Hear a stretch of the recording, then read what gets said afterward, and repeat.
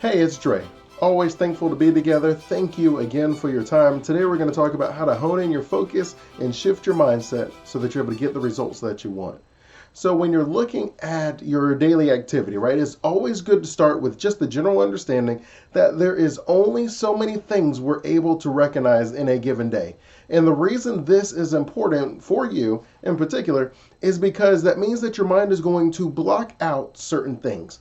So it is very important that you allow yourself to know exactly what it is that you are looking for. And that's why it is so important for you to have a vision of what your goals are and how you want your year to look.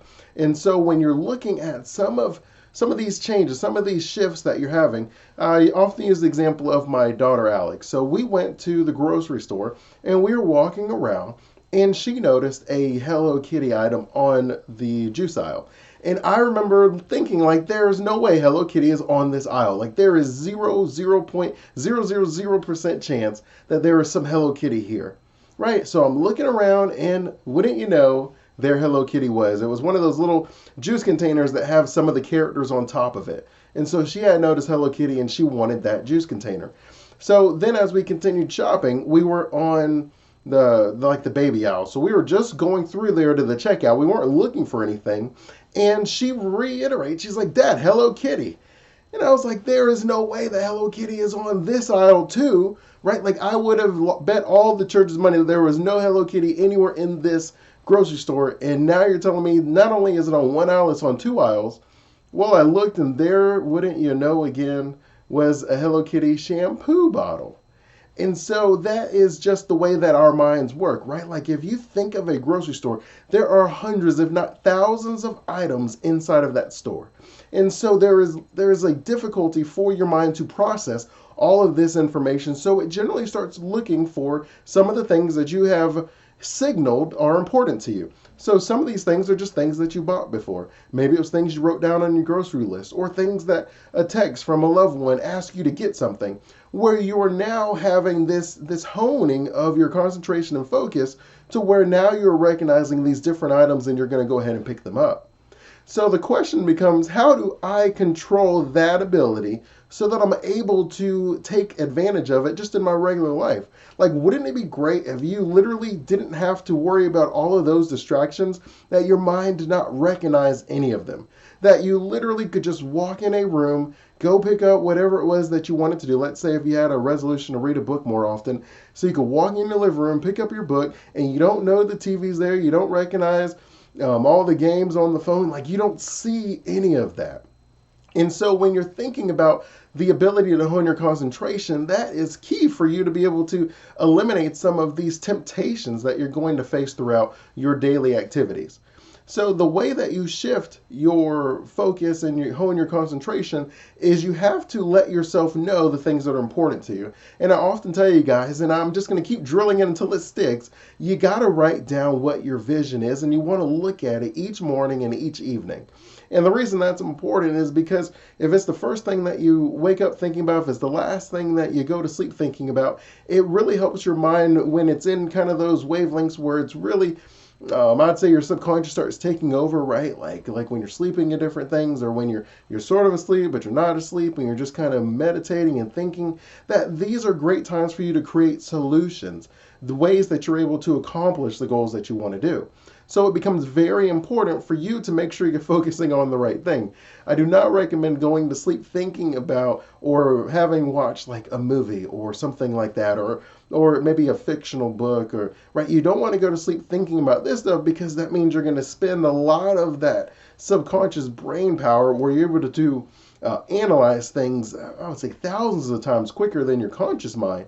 And what ends up happening is now you're able to maybe figure out something with that story where you were like, oh, who killed who? And then you were like, oh, you wake up with the answer to that. And while that's fun, sometimes I just don't want you to waste that ability that you have, right? Like you are trying to make a dramatic shift in your life. And the best way to do that is to have that vision and then to spend the appropriate amount of time thinking, pondering, meditating, and analyzing that vision.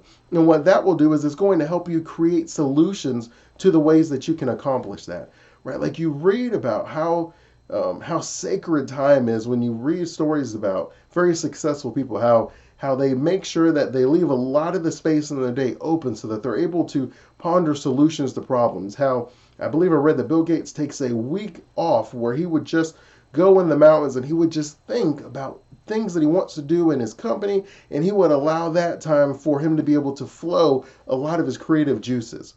And the mistake that a lot of people make then, one of the key differences you will find between people who are successful and who are building wealth and building a legacy and people who are struggling and fighting to survive is that they are not allowing themselves to have any time to create solutions. So what you end up doing is you're spending all of your time concentrating on just staying alive, just keeping your head above water and maintaining life exactly the way it is, which again is not exactly what you want, but because you feel that you don't have the time to allocate towards creating a way out, you end up being stuck, right? It becomes a self-fulfilling prophecy in a way. If you want to change your environment, then you have to change where your focus is at. And if you want to change where your focus is, you got to change the way that you allocate your time in a given day. If someone was to come up to me and say, Dre, I want to focus on my family more, then the first thing I'm going to tell them is, let me see how you're spending your time in the day and let's figure out where we can insert time with your family, right? And then maybe you can shift some of the other things out. So there are some parts of my business that I can do at like midnight and that works for me. And then there are some things that I do with my family that I cannot do at midnight.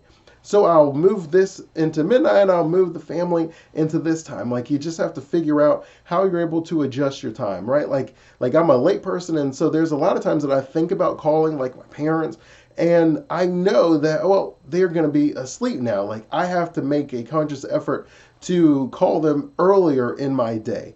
And then obviously they want the grandkids to be on the phone, so we just have to make a lot of conscious effort to make sure that we allocate the appropriate time. And so the reason I say that is you don't want to just kind of wing it through your day, and then there are things that would have been more efficient for you to do in the morning, but because you didn't really schedule out any particular framework blocks in your day, it's left at the end of the day where you're scrambling to get things done. And you're not going to get the answers, right? So then you have to wait till the next day. And that could be the same in your corporate environment, where if you know that someone at a particular desk leaves at 4 p.m., then you want to make sure that you get your question, you get your inquiry in before 4, because you don't want to have to wait the entire day, especially if you have to work till, let's say, like 8. So that way you're not wasting your 4 hours left of your day because you haven't spent any time getting towards that.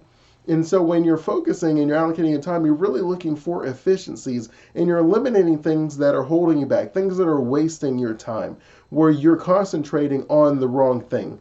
And so when you're talking about just that overall shift in mindset, actually one of my favorite passages right in scripture is from Philippians, like chapter 4, and it talks about the idea that you want to focus on what is noble, you want to focus on what is trustworthy, you want to focus what is good and righteous and grateful. Like these are the things that you want to focus on, and then you'll find that life is a lot better, even if the results in your life are not always the best, because you're focusing on things that you're grateful for, things that you're passionate about, things that you love and things that you cherish, in trustworthiness and nobility.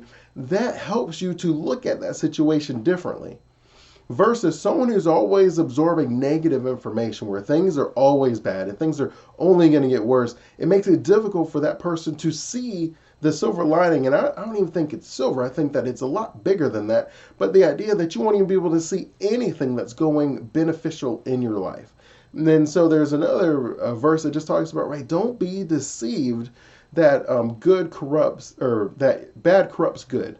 And so, right, the deception is, I'm going to absorb this bad information. I'm going to absorb this negative information. I'm going to absorb this depressing information in someone else's life, right? Like if someone died in a car accident, that is a very down time for that person.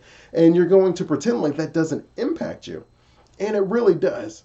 It has an impact on you, where now you are nervous about getting in your car and you're thinking about the possibility of death. And now some of these things can benefit you in the sense that you take a negative situation and then your mindset shift allows you to capitalize on that, right? So if, for example, someone said, wow, that person was in my high school class and they're dead. They had a heart attack. Well, maybe I should get a will in place. Maybe I should get a trust in place. Maybe I should make sure things are set up for my family. Oh, well, this person, they ended up being diagnosed with cancer. Maybe I should take steps where I change some of my eating habits, right? Like there is the ability to take some of this information and use it in a positive way, but you do have to understand the idea that don't be deceived, right? Bad company corrupts good, right? If you are absorbing, if your environment, right? Like if you look at TV in the sense that this is like my best friend, like the show, right? So if you're watching a news show and you're imagining that anchor sitting next to you and you're just talking and that person is bombarding you with all that's wrong with the world, that would have a negative impact on the way that you view the world. But because we watch it on TV, we have this perception that it doesn't have the same impact as if we were standing next to each other having a conversation, right? I'm not really talking to them. I'm just getting the news. I'm just gathering this information. But then those people who have negative thoughts, they often perceive them out in the world because that is their perception, right? That's what they're focusing on. That's where their concentration is. That's the mindset that they have built. So if you want to be able to recognize opportunity, to see the good as you're chasing happiness by rising to the challenge, if you want to find that peace and that joy and that fulfillment in life, then it says that you have to focus on those type of things. You have to focus on what is good, what is trustworthy. You have to focus on what is beneficial, what is noble. You cannot focus on the negative and think that you're still going to be able to recognize the good. Because as we talked about the fact that your mind has to create filters. So for my daughter, her filter was Hello Kitty and other different characters, right? So for her, she like if I took her to the cleaning aisle, if she was looking at bleach or detergent, it would be nothing. Like that would be an empty aisle to her. She would literally see nothing. But if you take me down some of the kid aisles, like or the juice aisle, right? I'm looking at different juices based on what I'm focusing on, right? I'm focusing on whether it's 100% juice, whether it's organic, and what maybe additives are added in there. These are the things that I focus on when I'm on the juice aisle. Allie, when she's on the juice aisle, she's looking for characters that she recognizes. So if you are focusing on different negative events that are going on, well, then that eliminates your ability to recognize some of the positive events that are going on. Now, I know some people are going to say, like, no, Dre, I have the ability to see them all. And I would just say, like, maybe you see a couple, but how do you know what you don't know? Right? It's not my opinion. This is what studies and this is what science is saying, that there are thousands, millions of sensory nodes that we could recognize on any given day. And because there's that many, it would overwhelm our mind. So our mind can only show us things that it believes we care about. And if you are teaching your mind that you care about negative information and all that's wrong with the world, then that's what your mind is going to show you. It's just that simple. If you are training your mind and building a mindset that lets your mind know that you are looking for all that is righteous, good, what is beautiful in the world, then you will recognize the rainbows. You'll recognize the little smile on your kid when they're doing when they're thinking something, and you'll recognize those little things that a lot of people miss, but you don't because you are grateful in the moment. And so I do want you guys to understand that, and that'll be our mindset moment. The only thing I ask for you guys today is I want to ask you, are you building a mindset of gratitude, of righteousness, of nobility, and all that is good? Or are you building a mindset of fear, negativity, and all that is wrong in the world?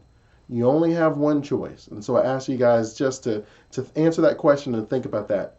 If you enjoyed this, I ask for you guys to leave a review, share it, post it, engage in the comments. I'll be there to respond.